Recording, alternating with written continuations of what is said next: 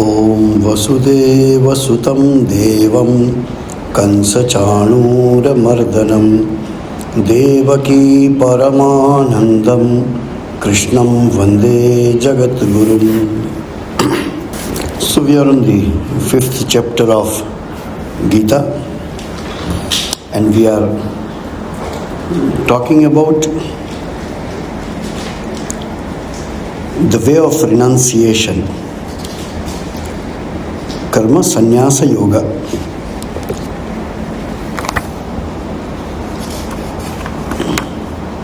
In the previous chapters we found that karma or action is one thing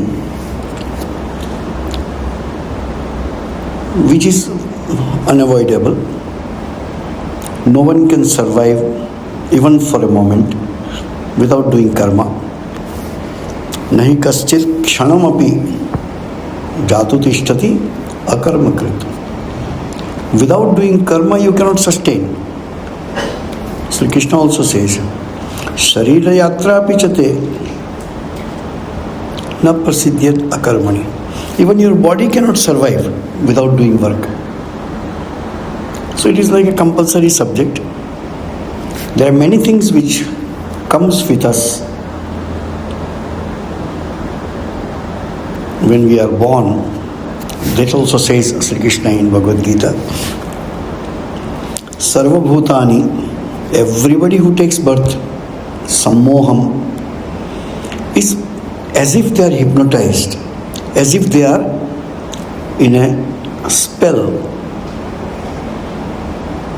Sarge yanti parantapa. One who takes birth, what is taking birth? In a very objective, technical way, a soul which is made of what? This is the Annamaya Kosha. This body is a physical body. If I keep my hand has no capacity to move by itself. There has to be a conscious principle. With the help of that, any inert object can move. This phone could be whatever expensive it is, whatever developed, whatever latest it is. It cannot move by itself.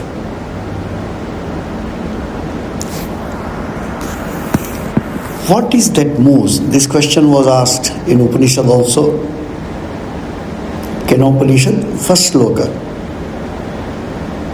What moves the things around? Many times we say, the children who are born now, other day one lady brought her 1-month-old child. So very frankly, we were talking. Now this child is 1 month old. This child must have been old man or old woman little while ago, 1 or 2 years before.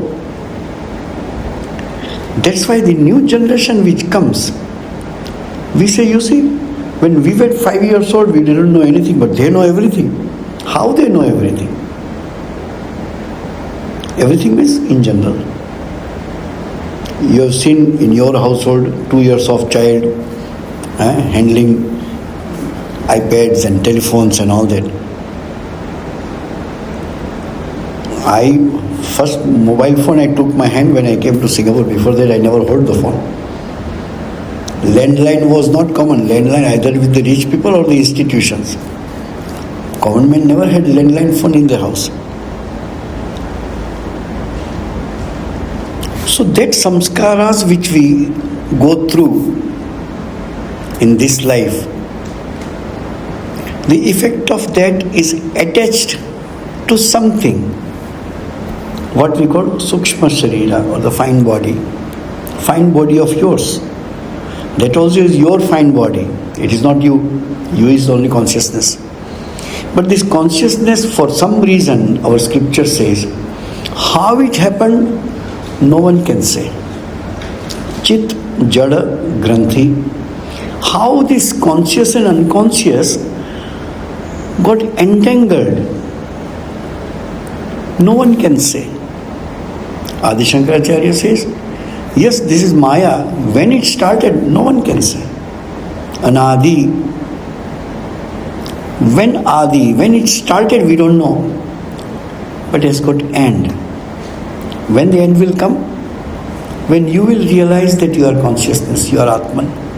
Not before that. Now what is our condition? We as the self, which even if you know or no, you are that. Sri Ramakrishna used to say, you know or not, you are that Rama or that consciousness.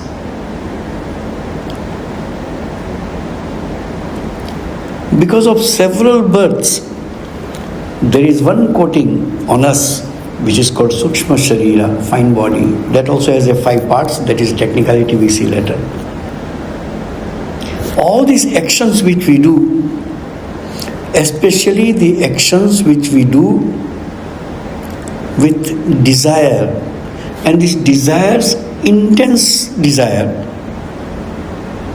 how much intense it is, the effect of that karma on your mind, or on your soul, on your Sukshma Sharira is that much clear and that much lasting. Many research has been done. That which was your fundamental thought in this life will become the predominant thought in your next life. Those who do not know, or those who do not believe in this philosophy, will find a word and put it, oh, the child is a prodigy. Just one word and everything over. How that child, at the age of 1 or 2, can play the piano, can play the tabla like a professional, without training, without going anywhere. From where that knowledge came? There was a school of thought. And you know, the more intellectual you are, the more you play with the words. So they started telling it that is hereditary transmission. Swami Vivekananda told in his lecture, then Jesus is not supposed to be so great, being a son of a carpenter.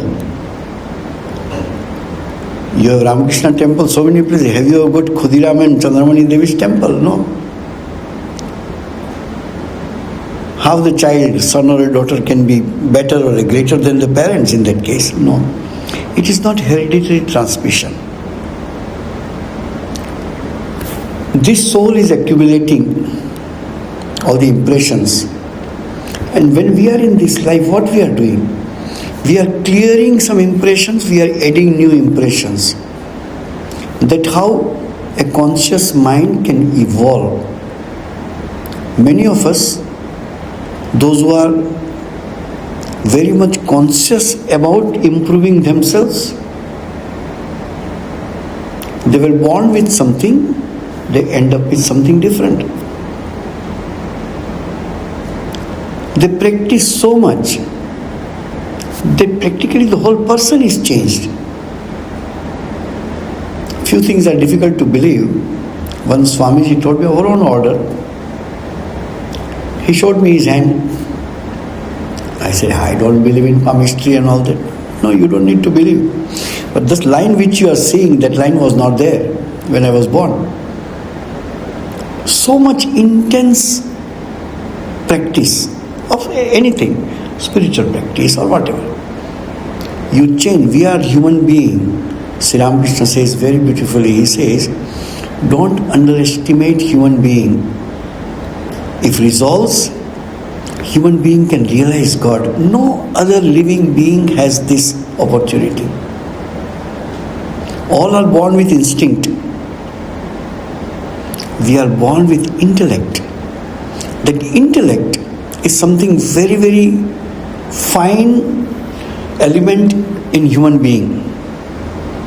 Mind is there with everybody. dog, cat, everybody has got mind. And they are born with the software.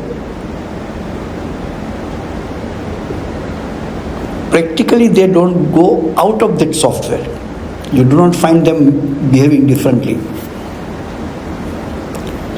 But if intervened by human being,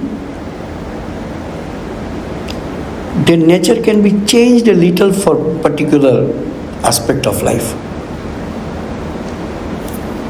We have a devotee. They used to have a dog, 2 dogs. They trained the dog in such a way that dog takes only fruits. Now which dog takes fruits? But if you train, it can take. That is the change in the software. By birth, dogs don't take fruits and vegetables. By birth, goats and cows do not take flesh. But if trained, they may change. Because a conscious human being with intellect is intervening. But we are human being. We are also born with a software. What is that software? That which is common. With everybody, all the living being has got the same. Ahara, Nidra, Bhaya, Maithunam cha. These 4 things are common. Whether it's an insect, whether it's a human being, all are born with this basic software. What is that? Must take food, must sleep, must go for enjoyment, and must be afraid of somebody more powerful than you. This is born everybody. Each and every living being is born with this. But a human being has been given one more element called intellect, which has a capacity to control the instinct. No cow will think, oh, today is Ekadashi, I will do fasting. No dog will say, okay, in the month of this, I don't take this. No. That is only in human being. We are born with a software, but we are born with a capacity to upgrade it or downgrade it. We can handle it. Animals cannot. That's why other than human being, technically in our scriptures, they are considered as Bhoga Bhumi. Only human being is called Karma Bhumi. Where you decide, you want to do this, study. None of us was born lawyer, but you study law and you become lawyer. None of us are born doctors, you study medicine and become doctor. None of us are born monks, you try and you become a monk. We have a capacity to change ourselves. Animals cannot. Whatever big they are, like elephant, they cannot. Whatever powerful lion, cannot. Whatever little more intelligence among the animals, dolphin or whatsoever, they cannot do the self-assessment. They cannot do the self-improvement. That is possible only in human being. That's why in our scriptures, always it is not easy to get a human birth. It's not easy to get a human birth. Many things are very interesting things, which though it is not subject of our discussion, what it is called in our normal scriptures come books of Indian origins. How many species are there in this world? 84 lakhs, 8.4 million. Lakh Chaurasi, many times you will find. Today science says total number of species which science has discovered among plants and animals and aquatic animals and insects and whatever has come closer to 83 lakh something. I many times say, in my limited knowledge, there was some science which we have lost, but the result of that science is still in front of you. where it is rediscovered by, in the way of modern science, we say it is a discovery. Yeah, it is a discovery. But what about the same result is given? Same definition is given. You are standing on the earth. How far is the sun? We started calculating only after when telescope etc. was developed. What about few hundred years before? How what they told, the distance between earth and the sun, how it is almost close to what NASA says today, or what the astronomers or scientists of that field says. There must be some science which we have lost. You know, some of you may be knowing, there is one Hindi stotra called Hanuman Chalisa. Most of us are acquainted with that. In that there is one line. Juga sahastra yojana par bhanu lilyo tahi madhur fal janu. Hanuman saw the sun and thought it's a beautiful, nice, sweet fruit. How big from consciousness point of view Hanuman should be. But that is not important. Important is how far is the sun? Tulsidas says 400 years before. Yuga, one yuga, whatever calculation, 12,000. Yuga, sahasra, 1,000 yugas. Yojana. Yojana is a distance. When you multiply 1,000 yuga into number of yojana. Yojana is a measurement of like kilometers and miles. The sun is that much far. Calculation is done. Closer to the scientific discovery. How they did, we do not know. There are many things which exist in form of scriptures, exist in form of numbers, hundreds of years before. We are doing Navagraha Puja for thousands of years. When the Navagrahas were found? Not before 1610. But we are worshipping for ages. How we came to know that there are Navagrahas? There must be some science which is lost. So idea is this, we are human beings, we can change ourselves. Otherwise spiritual progress is not possible. Otherwise you correcting yourself is not possible. You improve morally, you improve intellectually, you improve spiritually would not have been possible if we are born just like any other animals. We have a body.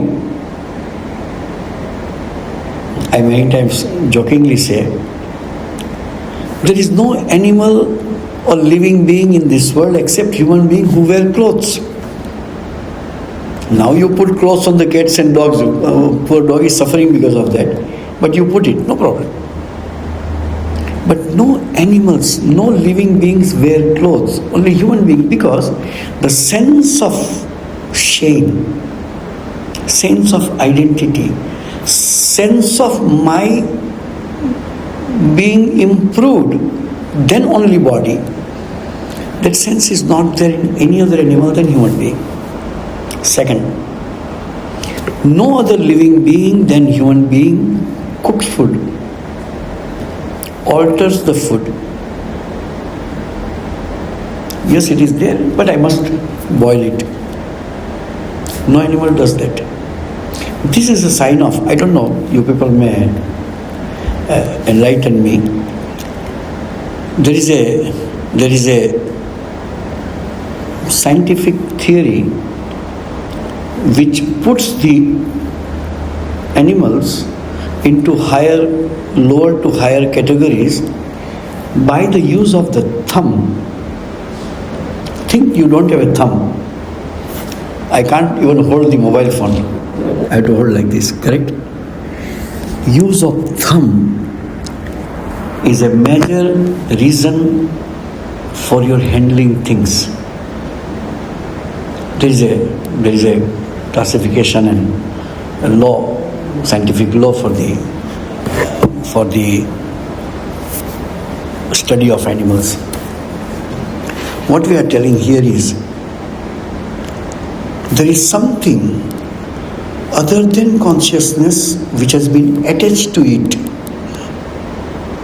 How it is attached, that attachment glue is called Maya, which is not in really attached, but we have taken it for granted. We are not able to think. The more you are able to think, you will be able to understand some glimpse of what is going on in this world. Somebody was telling, if you have little failure in life, so you become depressed. You want to be depressed? Go and see in the hospitals. You go to the cremation grounds, go to the mortuary. So many dreams have vanished and people are lying there.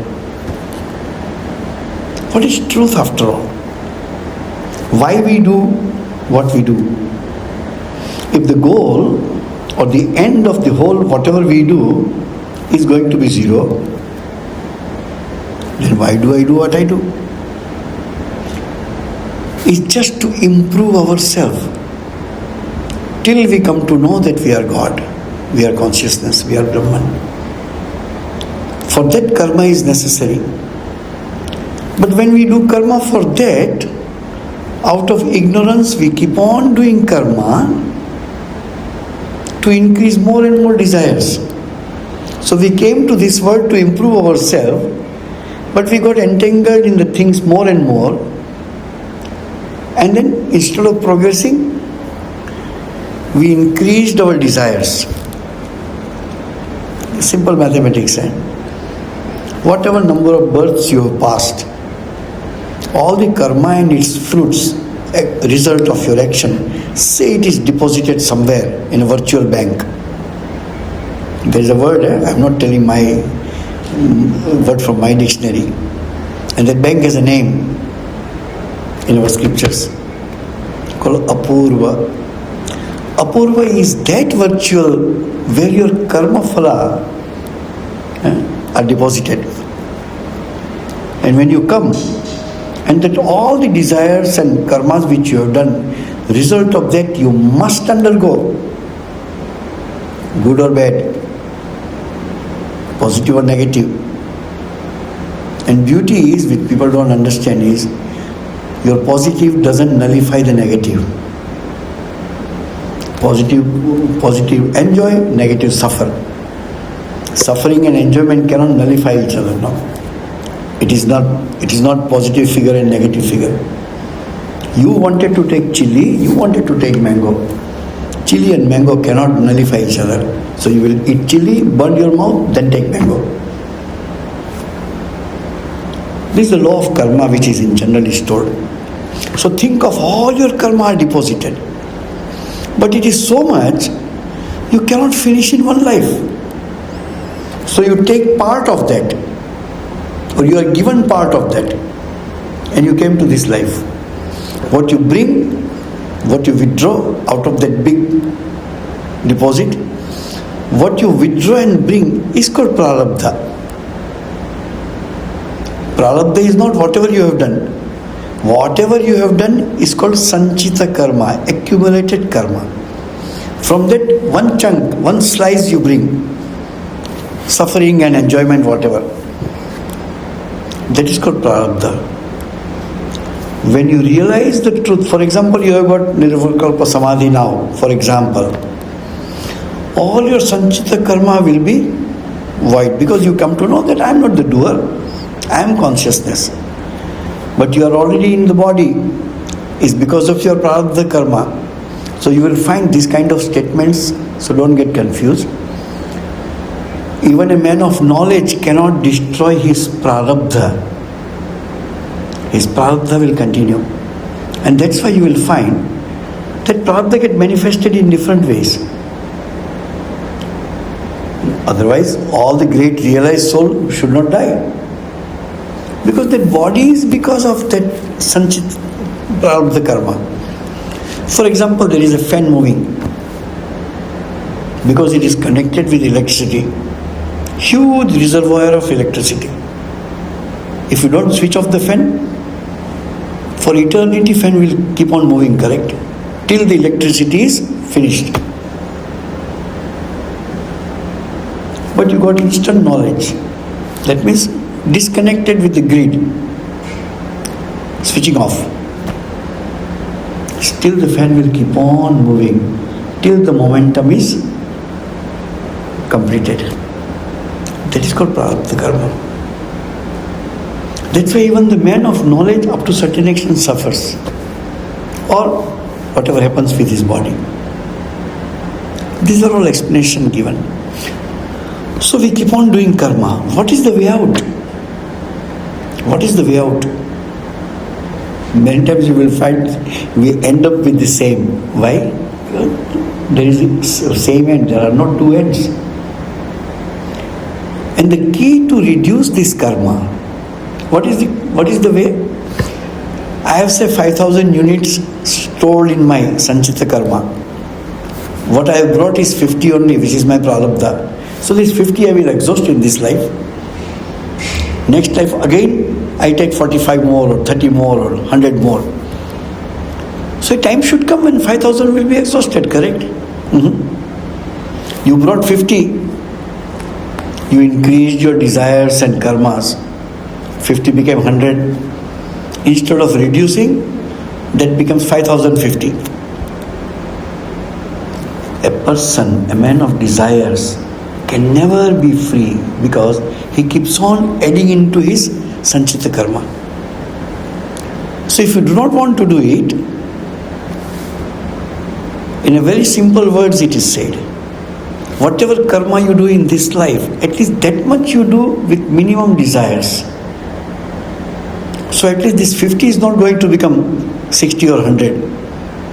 And when you have practice of doing nishkama karma, a time may come after how many 10, 15, 20, 100 births, we don't know. And good that we do not know. Otherwise now itself we will be depressed. How many lives I have to pass?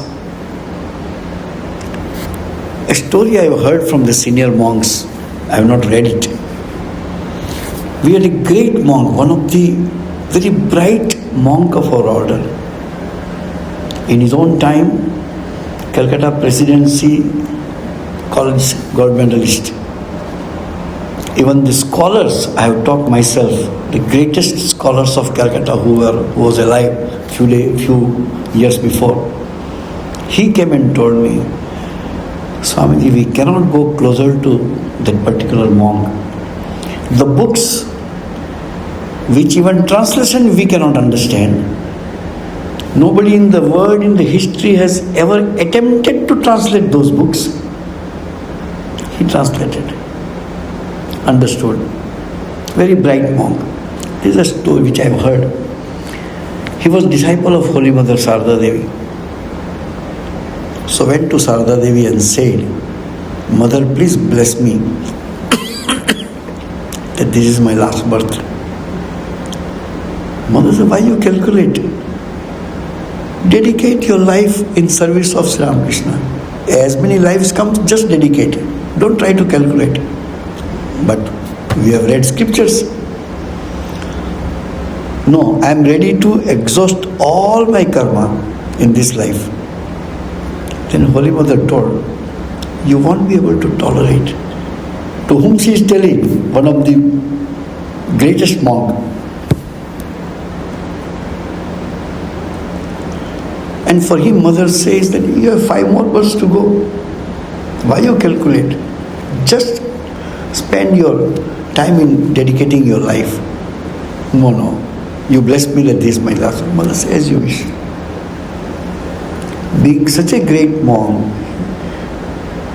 he suffered so much physically. Because all the karma has to exhaust, not because of his sin. All accumulated karmas. If he can have that much karma, what is about us?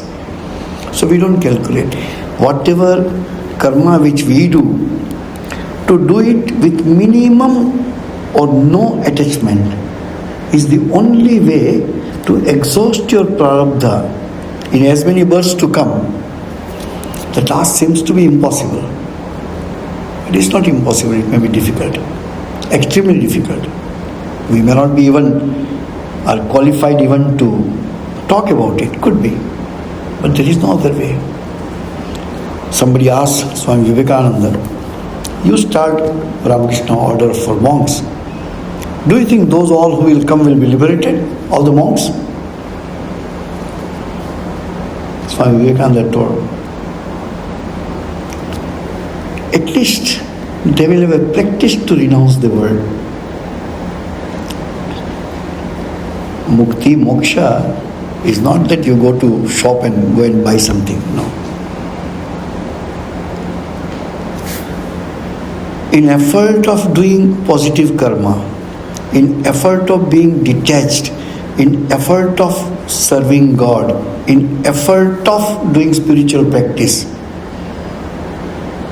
a platform is created for whomsoever thinks that they want to take this path. And the name of that platform is Ramakrishna order. Like this, many orders came.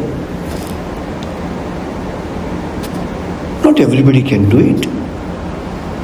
Today we are 1897, Swamiji started. To today, how many? 128 years. What is the population of the world? 8 billion. In our order, the number of monks who are alive is not even 2,000. Why? Have you closed the door for people not to come? No. If 100 boys join the order, by the take, we have a long process of 9 to 10 years before we become monk. Hardly 30 to 35% sustain for the 10 years to become a monk. Nobody punishes them. Nobody tortures them, no. But your inner desires will not allow you to sustain. We all are trying, we are not great, we all are trying. Like this, there are many monastic orders, there are many temples. What do you think temple? Is a business place? No. Every temple is a platform where the like-minded spiritual seekers will come and do spiritual practice and be detached with this world, exhaust their prarabdha, spend the time, life dedicated to God. How difficult it is. Every word which I am telling is so difficult. Thousands go to temple. Not even hundreds understand why they go. It is such a difficult, why God created so difficult? If our goal of life is to understand the truth and realize God, as Ramakrishna says, why God made it so difficult? This question was asked to Sri Ramakrishna. Sri Ramakrishna says, always used to say, first answer is, how can we know what God wants? Second, he says, He wants to churn out best version of you, and that's why these difficulties are given. So one day I went to Malaysia. I know one gentleman for many years. He said, I want to talk to you personally. So I sat in a corner and talked to him, and he cried. I said, why you are crying? No, I failed.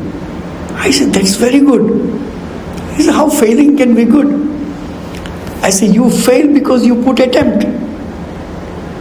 People don't even attempt to realize truth. People don't attempt to lead an idealistic life.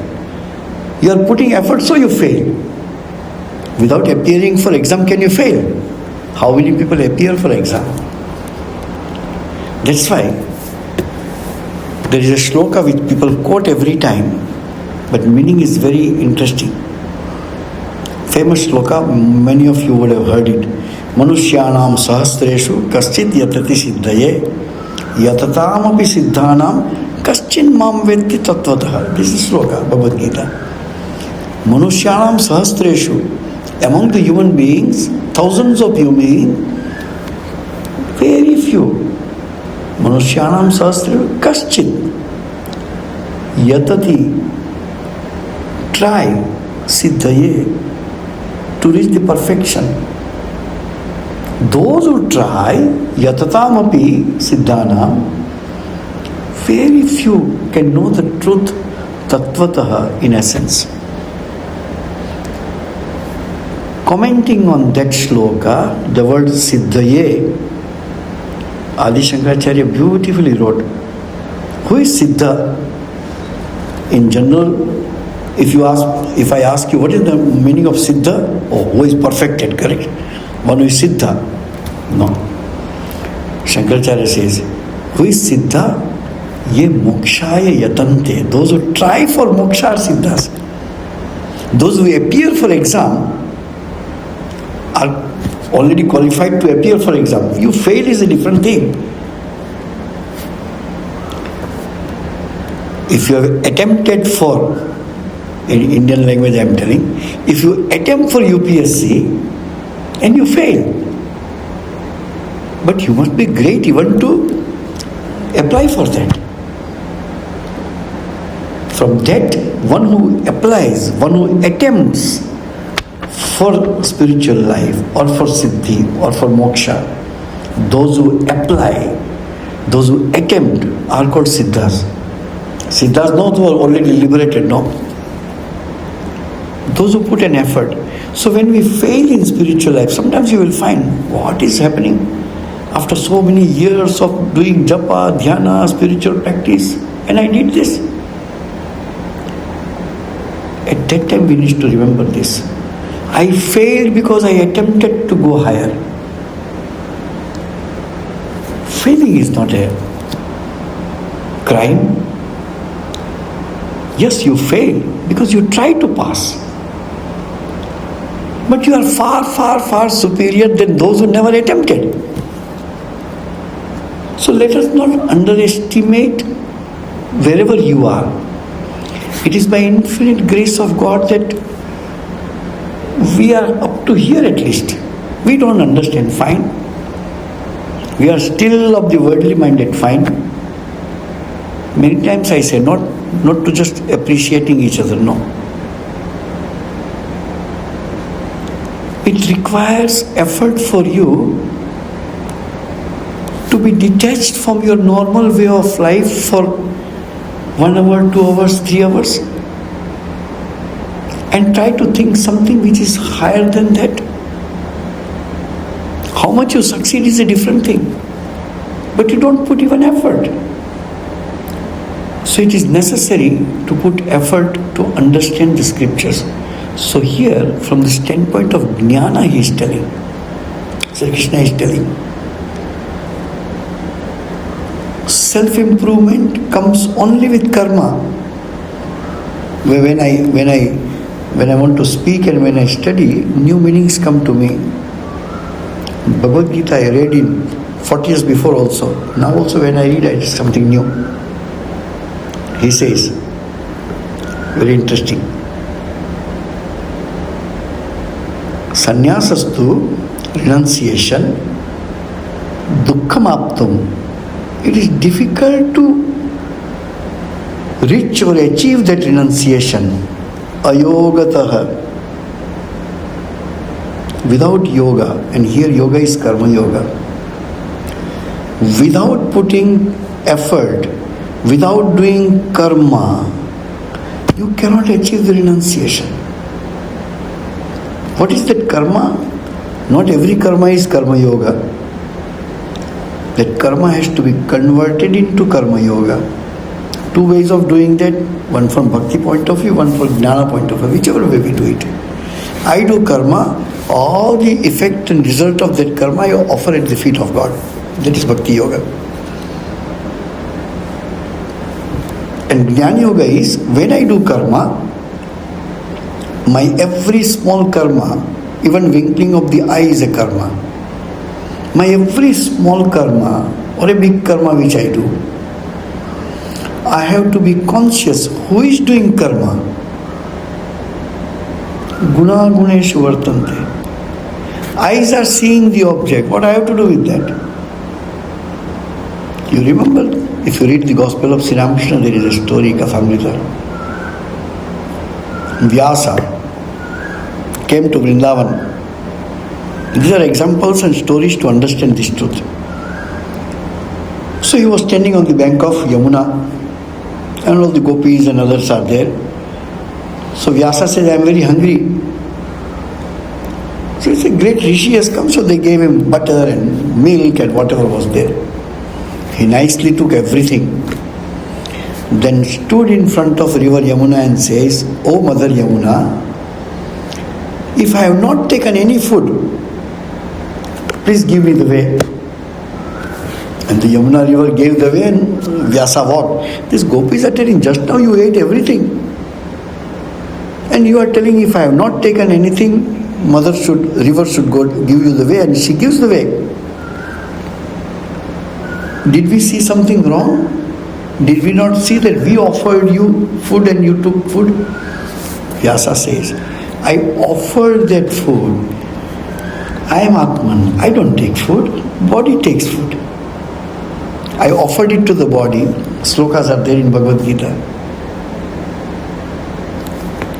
Naiva kinchit karomiti. 8th sloka. Naiva kinchit karomiti. I do not do anything. Yukto manyeta tattvavid. This is how the realized soul need to think. I do not do anything. Is it a hypocrisy to say, I do like this and make sound? No, I am not making sound. Not from that point of view. Who makes the sound? Which strikes the book? Hand. Who told hand to do it? Mind. Who told mind to give order? Intellect. But from intellect to the hand, everything is inert, jada, and consciousness doesn't have any activities. Consciousness has nothing to do with that. So it is the guna, means of the indriyas, guneshu, that is the object of indriyas. They deal with each other. So Vyasa says, this body and the food, they dealt with each other. Me as an Atman, because we do not have this realization of being Atman, we cannot understand this. So here he says, Naiva kinchit karomiti. I do not do anything. Yukto manyeta tattvavid. And what are these actions? Simple actions. Pashyan, seeing, Shronvan, Jigran, taking smell, Gachan, going, Swapan, sleeping, Shwasan, taking breath, throwing the dirt from the body, Unmishan, Nimishan, Nabi, even the opening and closing the eyes, all this action, Indriyani, Indriyartheshu, Vartanta. Senses are dealing with these sense objects. Atman is completely free from that. This identification or this realization comes only with your constant practice of karma yoga. What is that karma yoga? When you do karma, this has to be in your mind. That's why what you do, in a much lower level, but the same concept. Oh, thank you for doing that. No, it's okay. It's okay. I'm just serving. Not a big deal. Why you want to sacrifice? Why you don't assert what good you are doing? I want to be aloof from. They say, what your right hand is doing, your left hand will not know. All these things came from this philosophy. I do not do anything as an Atman. But that is too far from me. So let me at least detach way, start doing work. So the concept of Nishkama Karma came. To do work without any motive of benefit. All the little volunteer work people do, all the donations people do, all the service people do, is from this point of view that let me practice something that even if I am doing in a way, but I want to be detached from the fruits of my action. Holy Mother had gone to Prayagraj. So the priest came, Panda. The priest came and told and did all the snana and whatever ceremonies were there. So Holy Mother brought a basket of fruits to be given to that priest. So Mother gave that basket to that priest. What is the basket? Fruits. So that priest immediately, oh, thank you, whatever. There is a beautiful statement by Holy Mother. These fruits also you take, and the fruit of fruits also you take. What is the fruit of fruits? That giving a basket of fruits to a Brahmin or a priest, I am getting some punya karma. That also you take. I don't need even punya karma out of that. This is called detachment. I do good. Bad things you don't do. That is already must be done. Even good things we do, you do not want any credit out of it. Credit means even punya karma, even recognition of any sort. Idea is what? Idea is to be detached. That's why many times my talk will end up with this. Only one word, if I have to explain the whole Bhagavad Gita, only one word is detachment. Detachment with everything. Because Atman eventually is detached from this world. Because I have not realized, I am getting attached to. So I try not to get attached. That eventually will lead me to this state that, what is that? Naiva kinchit karoveti. No action I do. I am Atman, I don't do any action. But now we are identified with the body. So you have a sense that I am doing. But when your body with ego is there, then you will find the difference. You know what I am doing, because of me this happens, who am I? All this comes out of ego. But a spiritual seeker, we do the same good thing. But it's okay, it's all God's wish. I am only the instrument. All this level by level you progress. But every action which we do, we have to remain conscious from devotion point of view. No, I am doing it for service to God. That's why in Ramakrishna order, these two aspects are combined together. One is called Shanta Bhava, one is called Dasya Bhava. You will find these two. Vedanta, when we talk this, never kinchit karoviti, that's fine. But when we talk from devotion point of view, we are all servant of God.